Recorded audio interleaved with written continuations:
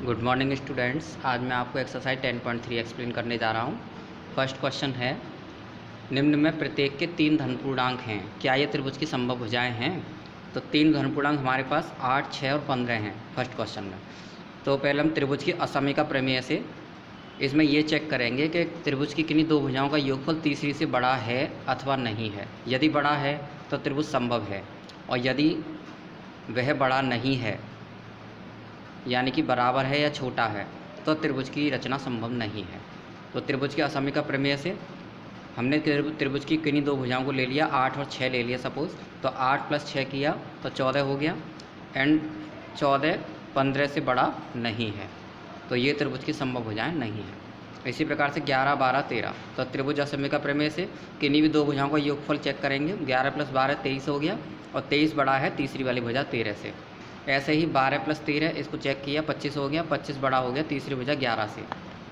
ऐसे ही नेक्स्ट 11 + 13 किया, 24 हो गया, और 24 जो है वो तीसरी भुजा से बड़ा है।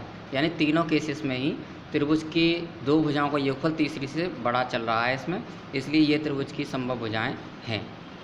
नेक्स्ट 1.5, 2.5 एंड 5, तो त्रिभुज की असमीका प्रमेय से पहले 1.5 और 2.5 को हमने ऐड किया, 4 हो गया, और 4 को चेक किया कि वो तीसरी भुजा से बड़ी है अथवा नहीं है। तो हम देखते हैं कि बड़ी नहीं है, और नहीं के लिए काट दिया, तो ये त्रिभुज की संभव भुजाएं नहीं है, क्योंकि ये योगफल तीसरी भुजा से बड़ा नहीं है, इसलिए त्रिभुज की संभव भुजाएं ये नहीं है।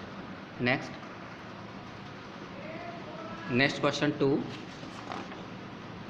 निम्न समकोण त्रिभुज में अज्ञात भुजा की लंबाई सेंटीमीटर में ज्ञात कीजिए। ये समकोण त्रिभुज है, और यहाँ समकोण ये L है, और हमें अज्ञात भुजा x की लंबाई ज्ञात करनी है। ये mn अज्ञात भुजा है, इसको हमने x मान लिया। माना अज्ञात भुजा mn की लंबाई x सेंटीमीटर है।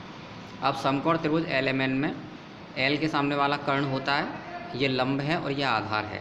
तो कर्ण का स्क्वायर बराबर लंब का स्क्वायर प्लस आधार का स्क्वायर, इसलिए हमने LM² + NN² = MN², यानी कि आधार का स्क्वायर प्लस लंब का स्क्वायर बराबर कर्ण का स्क्वायर। तो LM कितना है हमारा 14, 14 का स्क्वायर प्लस 48 का स्क्वायर बराबर x का स्क्वायर। तो 14 का स्क्वायर 196, 48 का स्क्वायर 2304 बराबर x²।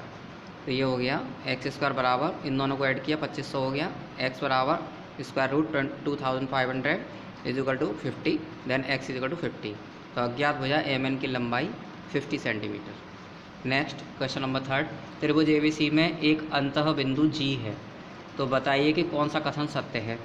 त्रिभुज ABC में ये एक अंत्य बिंदु G है, तो हमें ये बताना है कौन सा कथन सत्य है। पहला कथन में पूछा गया है AG + GB बड़ा है AB से, तो AG + GB बड़ा है AB से।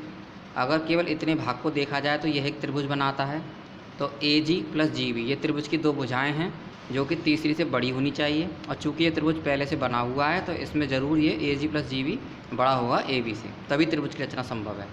तो सत्य है, क्योंकि त्रिभुज AGB में AG + GB बड़ा है AB से, ये त्रिभुज की असमीका प्रमेय से।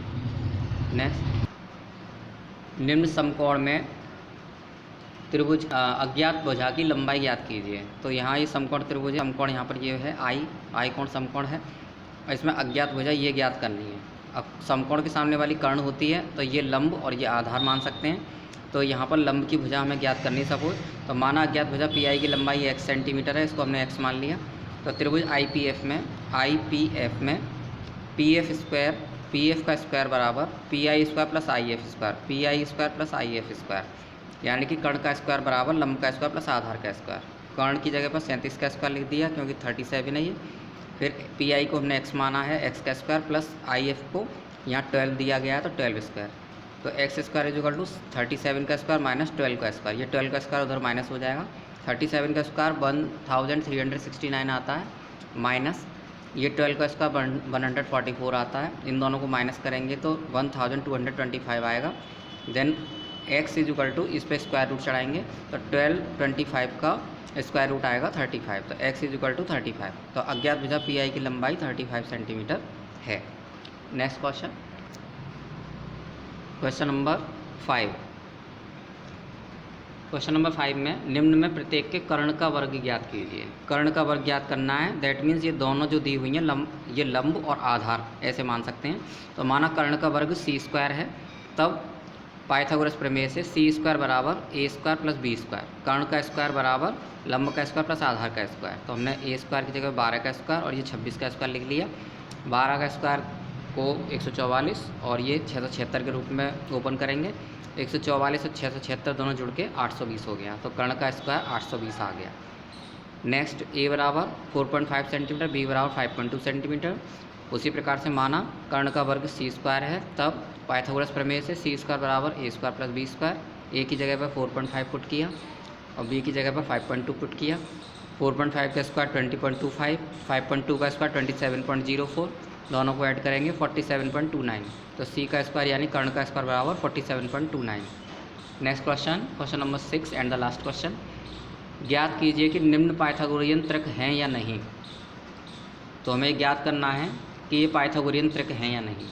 तो त्रिक में 3 संख्याओं का समूह दिया जाता है, एक 5 है, एक 12 और एक 13 है। ये पाइथागोरियन त्रिक है या नहीं, हमें ये जांच करनी है।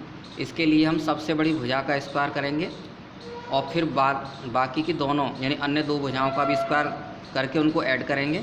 फिर हम इन दोनों के रिजल्ट्स को चेक करेंगे। इसमें यदि सबसे बड़ी भुजा का स्क्वायर इन दोनों भुजाओं के स्क्वायर के योगफल के बराबर आता है तो ये पाइथागोरियन त्रिक होती है अथवा नहीं होती है। तो देखते हैं इसे। यस, प्रश्न में सबसे बड़ी भुजा 13 है, तो 13 का स्क्वायर करेंगे 169 आया, और 5 का स्क्वायर प्लस 12 का स्क्वायर ये अन्य 2 भुजाएं हैं, इनका स्क्वायर करके ऐड किया तो 25 प्लस 144 इज इक्वल टू 169 हो गया। तो 13 का स्क्वायर इज इक्वल टू 5 का स्क्वायर प्लस 12 का स्क्वायर हो गया। आप देख रहे हैं इसका स्क्वायर इसके स्क्वायर के बराबर है, क्योंकि दोनों के रिजल्ट्स बराबर हैं, इसलिए ये पाइथागोरियन त्रिक है। नेक्स्ट 9, 10, 11। इसमें सबसे बड़ी जो लॉन्गेस्ट साइड है वो 11 है। 11 का स्क्वायर करेंगे 121 होगा, और अन्य 2 जो अदर 2 साइड्स हैं 9 एंड 10 उनका स्क्वायर करके ऐड किया। 9 का स्क्वायर 81, 10 का स्क्वायर 100, दैट गिव्स अस 181। तो ये दोनों रिजल्ट्स इक्वल नहीं हैं, दैट मीन्स 11 का square is not equal to 9 का स्क्वायर प्लस 10 का square. So 9, 10, 11 is not a Pythagorean triplet. तो ये 9, 10, 11 पाइथागोरियन ट्रिपलेट यानी कि पाइथागोरियन त्रिक नहीं है। इसी के साथ ये एक्सरसाइज फिनिश होती है। Thank you very much.